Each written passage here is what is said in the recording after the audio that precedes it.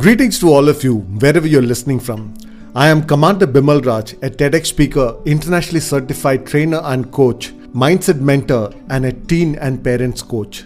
In this podcast, The Awkward Talks, I bring you topics that are usually considered taboo or are not discussed freely, but are some of the most pivotal things that we should be talking about. Hello everyone.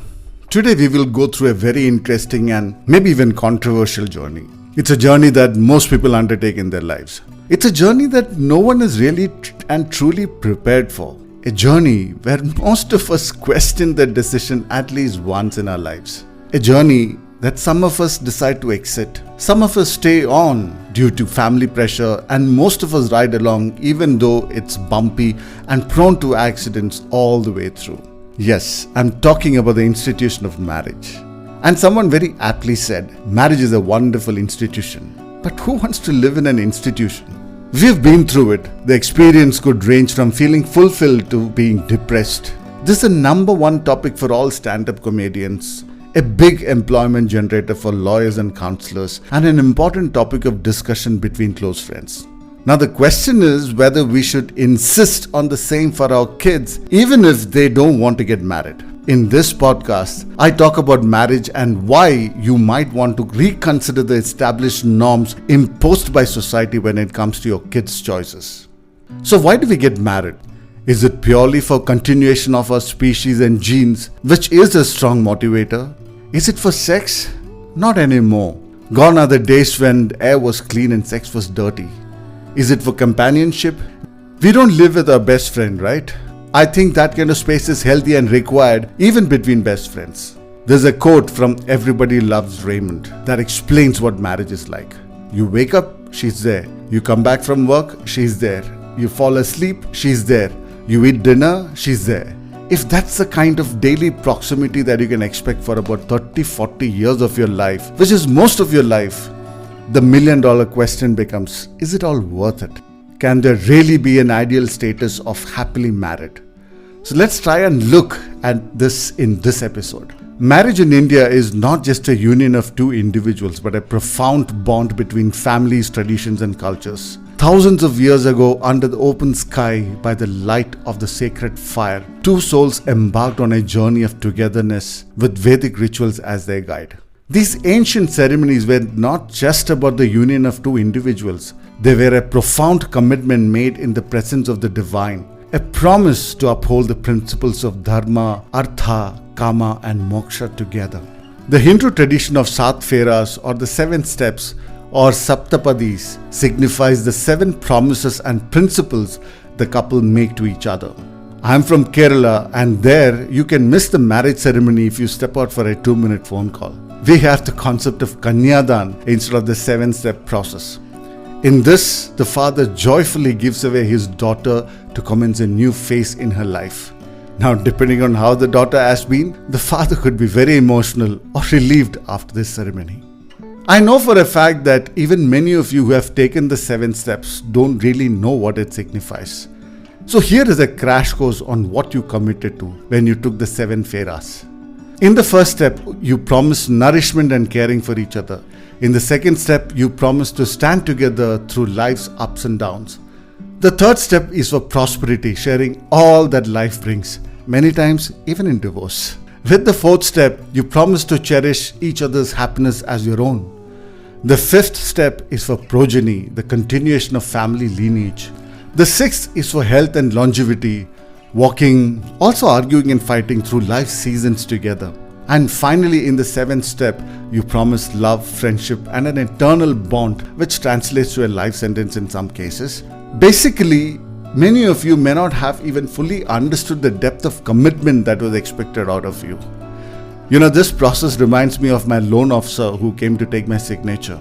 In the initial excitement, I started reading the document very carefully. Then he said, "Sir, mat padho, sign nahi kar paoge." Which means, sir, if you read and understand everything, you will not feel like signing this document. I guess getting married is also something like that. Most of the time, you go through the EMIs without any issue. It is only when you start missing them, you see the true colors of the bank. Despite how you enter into marriage, it's a lifelong commitment.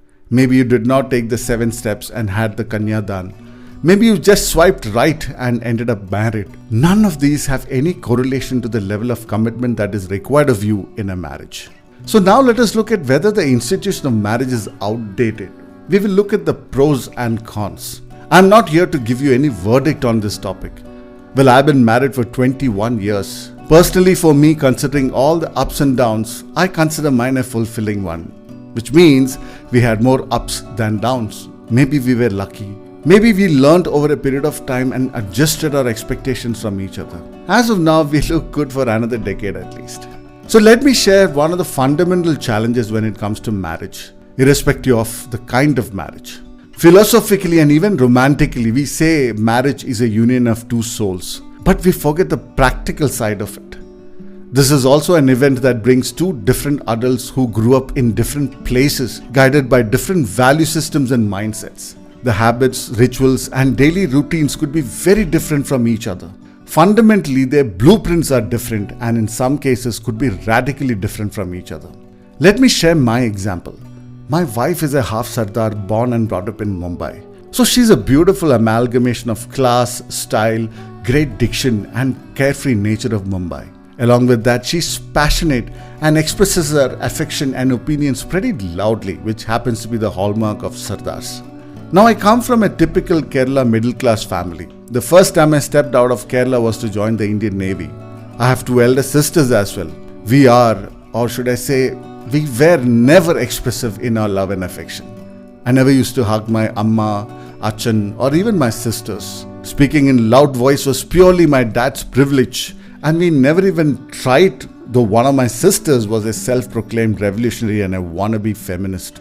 When we came together, I was scandalized even before the marriage. All the uncles and even the aunties would come and hug and kiss, and I froze every time I was subjected to it. They were loud in expressing their happiness, and I was shocked to see old people dancing. We never had anything like that back in Kerala. I mean, at least in those times. This was just an example of simple cultural differences. Now let me talk about the differences in habits and routines.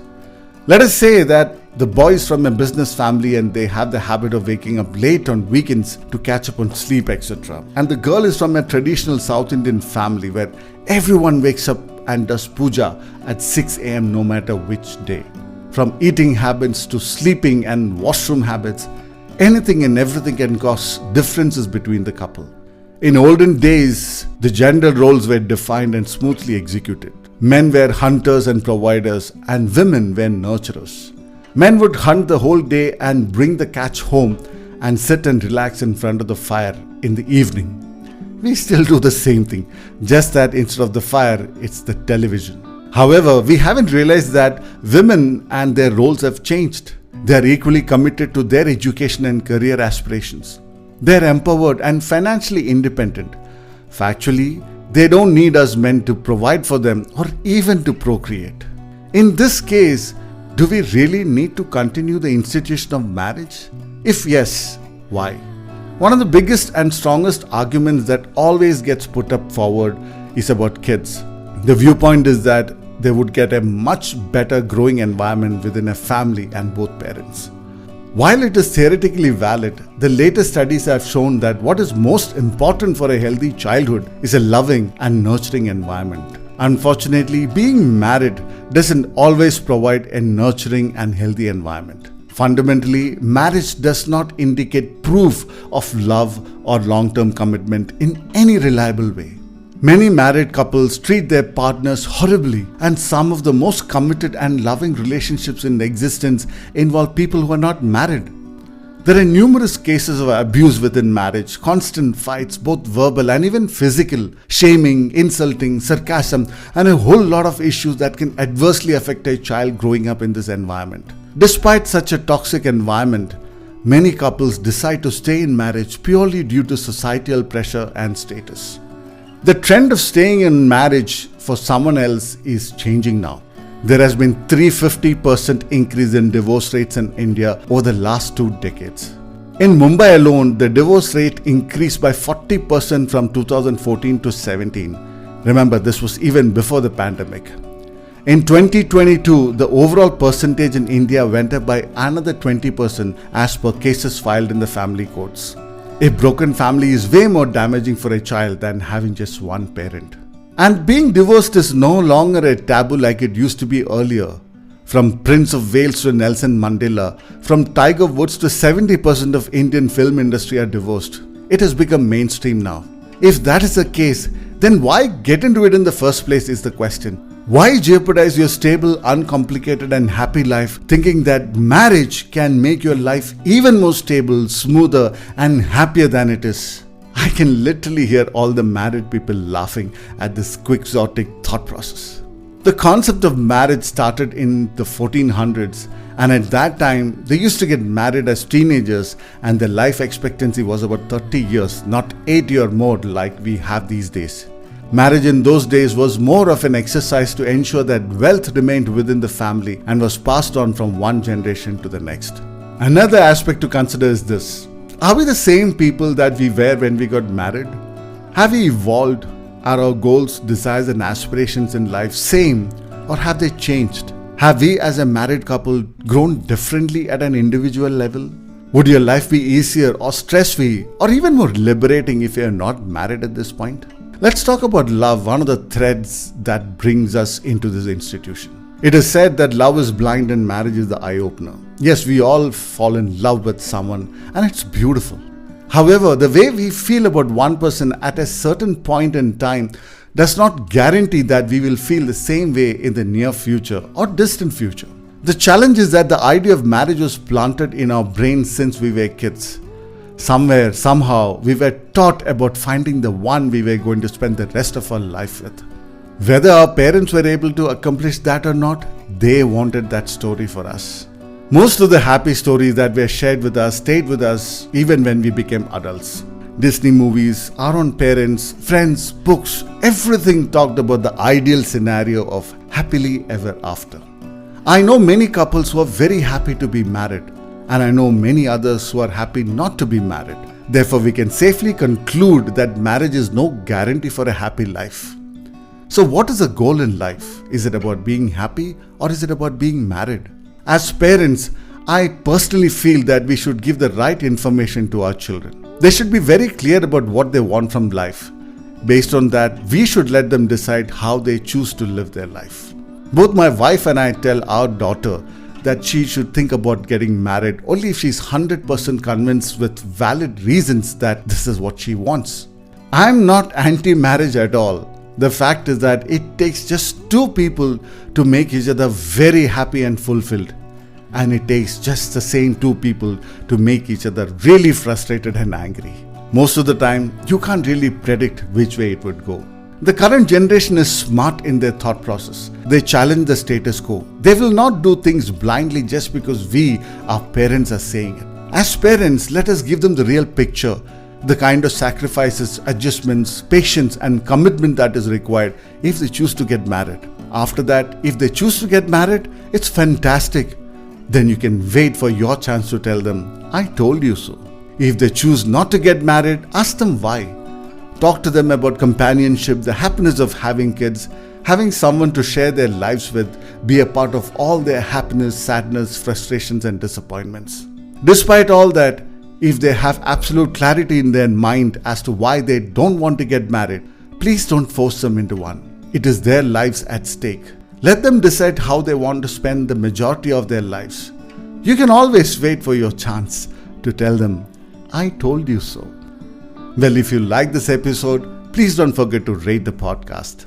Please do like and share the podcast and please press the follow button so that you don't miss any of our episodes. This is Commander Bimal Raj and I will be back with another episode pretty soon.